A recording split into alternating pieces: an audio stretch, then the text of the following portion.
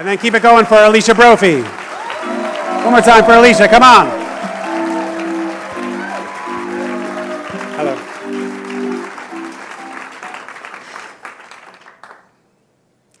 You know when you're a kid and you say you're going to run away with the circus? I did not do that. But I did run away with the carnival.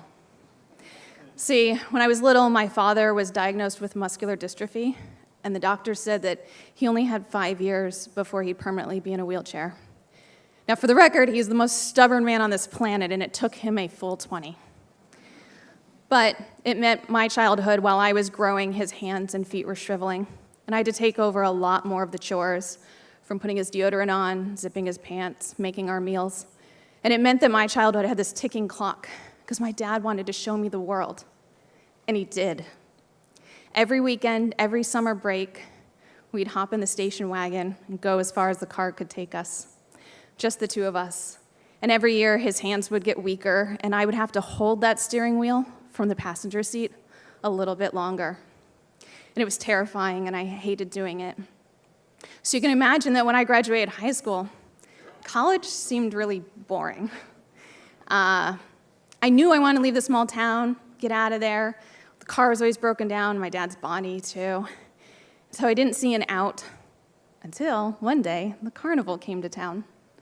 And it was a caravan of fast rides and games of chance and this fast-talking old boss named Chuck. And Chuck promised to show me the world. And so I decided to leave with him and leave my father behind. Now, Chuck ran most of the Midway, and because other storytellers are already outing drug dealers, he was also running drugs. It's okay that I share that with you because he's third-generation carny, which means he has no Social Security card, he was born off the grid, and the government doesn't know he exists. And there was me, teenager, blonde, 105 pounds, the only girl in the crew. Now that actually had an upside because all those guys had to sleep in these plywood bunks. They were stacked like sardines in the side of the 18-wheeler. And I had my own little lone bunk in the back, kind of alone. It was also storage for the stuffed animals. And the Midway, that was my morning commute. I'd pass the rides and I'd get to the games we called joints. And I was bottle up girl. And that's the game where you have a fishing pole and a string and a ring, and you hook that beer bottle, stand it up, win a big prize. And in that joint, I truly became a carny. I started to turn against the outside world, seeing you all as the suckers. And my job was to find the mark, take them for as much as I could. I was like, college, why? Corporate jobs, what are you thinking? Like here, I earn 10 cents on the dollar, and I am in control of my own destiny. Just got to find the mark. Now, that phrase actually comes from the old days where carnies would chalk their palms, pat a sucker on the back, and say good luck. And then as the man continued down the Midway, everyone else knew that is a man who opens his wallet. So that was my job, find the mark, take him for all I could. I got really good at it. I mean, I was blonde and young and had a full set of teeth, so I was definitely at an advantage in this world. I still took pride. So this is the one game on the Midway that takes two people to run it. I'd be inside setting down the bottles, and Chuck would be on the outside standing them up, showing how easy it is. And that was what we did 14 hours a day, 7 days a week, week after week, just the two of us, traveling together as far as the 18-wheelers could take us. We washed in cinder block showers and had to figure out food that didn't involve refrigeration. I can attest that you can eat marshmallow fluff sandwiches for an entire summer, not get rickets. And through all this, I had Chuck as my new father figure keeping me safe. And he really did. And I needed it, because carnies have a reputation for a reason.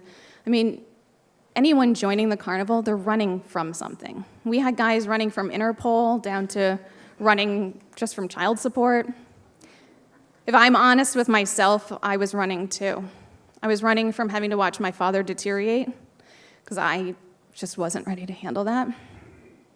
But Chuck was there, and he kept me safe, kept the dirtier ride jocks away. And one time he actually barreled into a trailer and physically ripped me out of a poker game where some carnies were cheating me. Chuck was not going to let anyone rob me. He had my back. One day, an RV showed up, and it had a woman and kids, and it turns out Chuck had a real family, and it wasn't us. And he went off with them for a week, and suddenly I was by myself in that bottle up, feeling left behind, and realizing I had been promised I would see the world. I'm seeing empty fields. And as the season closed, the worst realization was this guy, Chuck, who had my back and kept me so safe, was the same man that had been robbing me the entire summer. See, you get paid at the end of the season, and he was the one that kept the books, and he was the one that counted the money. And by his flawed math, I was making 17 cents an hour. He had shorted me by thousands, and even worse than that, left me at the last stop. So I was just sitting in an empty field somewhere in Massachusetts, realizing, like, oh, I'd actually been the biggest mark of all. And all I wanted was to go home and maybe go to college, never eat marshmallow ever again, and see my dad, take him for a ride. Because I knew from here on out, it would be me holding the steering wheel. Thank you.